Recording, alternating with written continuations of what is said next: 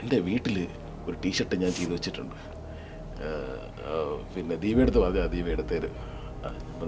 എന്താണ് അല്ലാതെ പുള്ളിയുടെ ബ്ലഡിലും പുള്ളിയുടെ മൈൻഡിലും എല്ലാം മിഷൻ മെൻസ് കമ്മീഷൻ. കാരണം പുള്ളിക്ക് ഇതിനെതിരെ ഫൈറ്റ് ചെയ്യാൻ വേണ്ടിയിട്ട് ഇതുകൊണ്ട് പുള്ളിക്ക് എന്ത് നേട്ടമാണോ ഉള്ളത്? പുള്ളി ഇത്രയും ദിവസം പോയി ജയിലിൽ കിടന്നു.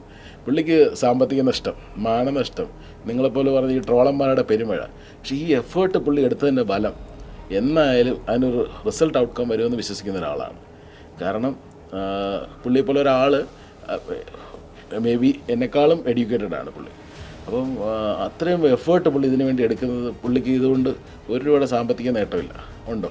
പുള്ളി മിഷൻ മെൻസ് കമ്മീഷൻ എന്ന് പറഞ്ഞിട്ട് ആൾക്കാരെ സഹായിച്ചത് എന്തെങ്കിലും കാര്യമുണ്ടോ? പുള്ളിയുടെ സമയനഷ്ടം, ഉറക്കമില്ലായ്മ, പാവം പഠിച്ചവൻ രാത്രി ഉറങ്ങത്തില്ല.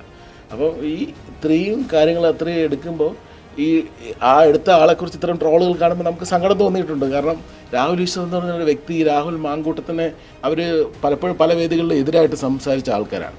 പക്ഷേ ഈ ഒരു കേസിൽ സംസാരിക്കാനും അല്ലെങ്കിൽ സപ്പോർട്ട് ചെയ്യാനുള്ള കാരണം ഞാൻ തന്നെ ചോദിച്ചു. നമ്മൾ ഈ ഒരു ഗർഫ കേസ് സീരിയസ് ആയിട്ട് എങ്ങനെ തന്നെ ചോദിച്ചു എടുക്കണോ? പറഞ്ഞു അത് മുകേഷ്, അത് ഒരു പേഴ്സണൽ റിലേഷൻഷിപ്പിലുണ്ടായ ഒരു റൈവലറിയാണ്. അത് പൊളിറ്റിക്കലി കളർ ചെയ്ത് അത് യൂസ് ചെയ്യുന്നതാണ്. അത് നമ്മൾ സപ്പോർട്ട് ചെയ്യുന്നില്ല. If Rahul is proven guilty നമ്മൾ ചെയ്യുന്നില്ല. പക്ഷേ until if he's proven guilty നമ്മൾ സപ്പോർട്ട് ചെയ്യണം.